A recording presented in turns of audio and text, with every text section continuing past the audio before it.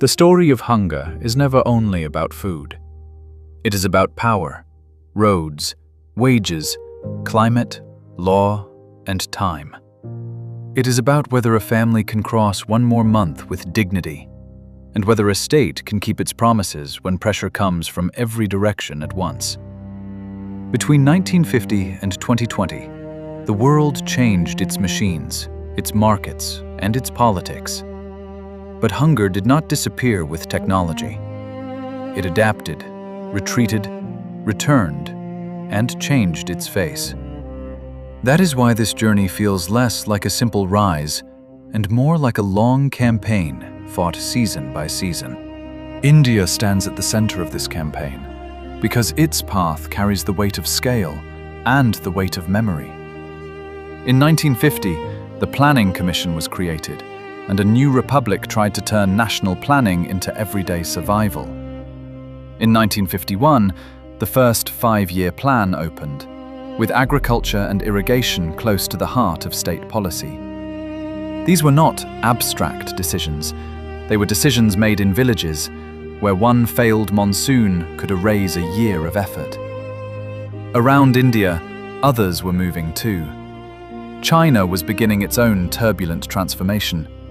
Egypt, Mexico, and Brazil were balancing growth with deep social contrast. Pakistan and Bangladesh would face their own cycles of strain and adaptation. The first years were a test of state capacity.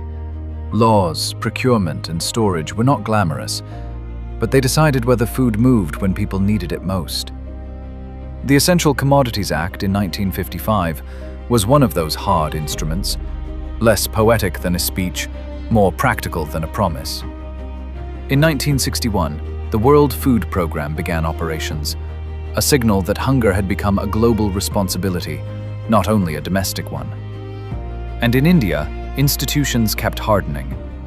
In 1965, the Food Corporation of India was founded, adding structure to procurement and buffer stocking.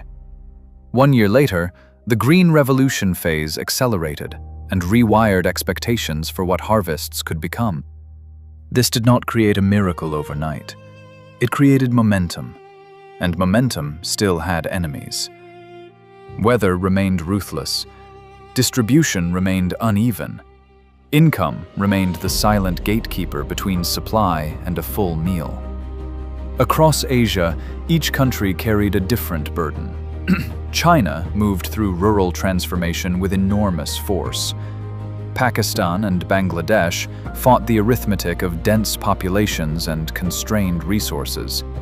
Indonesia and the Philippines carried the logistical challenge of island geography, where distance itself can become a tax on survival. In Africa, Nigeria and Kenya faced cycles of volatility that reminded everyone how quickly food stress can rise when climate and purchasing power move in opposite directions. In 1970, Operation Flood began in India and changed the rural texture of nutrition through cooperative dairy expansion. In 1974, the World Food Conference pushed hunger to the center of diplomatic urgency. In 1975, the Integrated Child Development Services began, and child nutrition entered public policy with new institutional weight. These steps mattered because hunger is not defeated by one crop or one ministry. It is reduced when systems begin to overlap. Agriculture, maternal care, child services, transport, and local administration learning to operate as one body under stress. Competitors kept the pressure high. Egypt lived inside the tension between subsidy politics and import dependence. Brazil and Mexico demonstrated that middle-income status does not automatically dissolve food insecurity. Growth can coexist with exclusion. Markets can expand while households remain one shock away from hunger.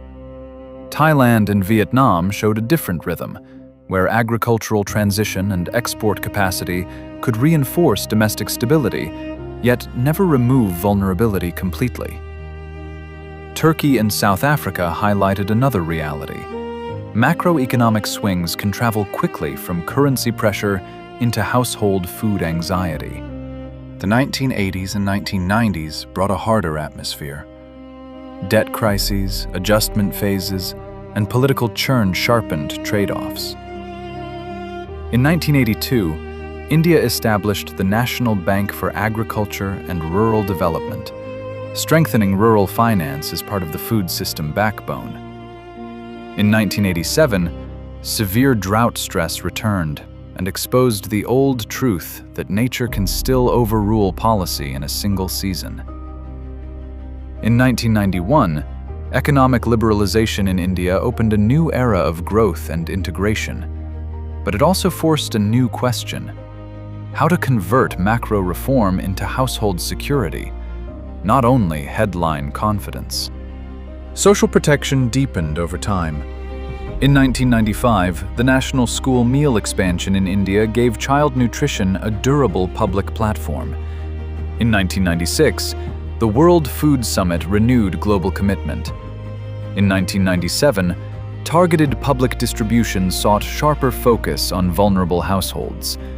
In 2000, the Millennium Development Goals framed hunger as a measurable moral obligation. In 2001, right to food litigation shifted debate toward legal accountability. This is how hunger policy matures, first as administration, then as entitlement, and finally as a test of whether institutions answer when citizens call. The new century did not bring calm. It brought speed.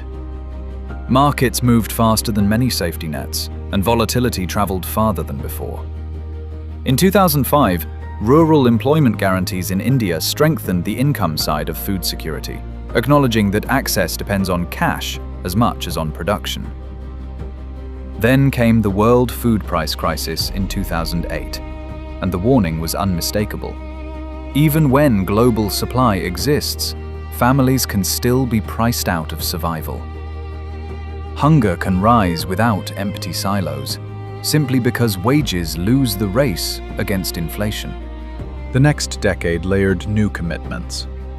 In 2013, India enacted the National Food Security Act and expanded legal entitlement to subsidized grain at historic scale. In 2015, the Sustainable Development Goal on ending hunger reframed the global horizon. In 2016, digital market reforms sought to reduce friction in agricultural trade. In 2018, large nutrition campaigns renewed focus on child stunting and maternal health. In 2019, direct income support for farmers widened the policy toolkit. Each move addressed one part of the same puzzle, and each reminded us that hunger is never solved by production alone. Through all of this, higher-income countries in the wider field, including Japan, South Korea, France, Germany, Italy, Spain, the United Kingdom, the United States, Canada, and Australia, often appeared steadier. But steadiness can mislead. Affordability shocks still bite. Supply chain failures still punish the weakest first. Argentina offered another lesson. Strong agricultural identity does not guarantee universal household security. Hunger is not a reputation problem. It is a distribution problem, an income problem, a governance problem, and at times, a political choice. Then came 2020. The pandemic turned stress into simultaneity. Transport disruption, income loss, and fear moving together. India responded with emergency grain support under the Pradhan Mantri Garib Kalyan framework, trying to hold the social floor while uncertainty spread. Around the world, governments rediscovered an old reality with new urgency. Food security is national security at the household level. It is what keeps social trust from breaking when crisis stretches longer than expected. By the end of this era, one conclusion remains. Hunger did not retreat because history became kinder. It retreated where institutions learned, adapted, and stayed present year after year, even when progress felt slow.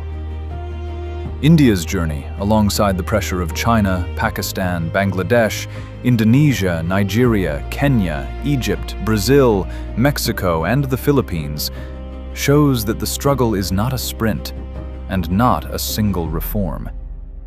It is a generational discipline. The real victory is not a moment of celebration. It is the quiet season, when fewer families go to sleep uncertain about tomorrow.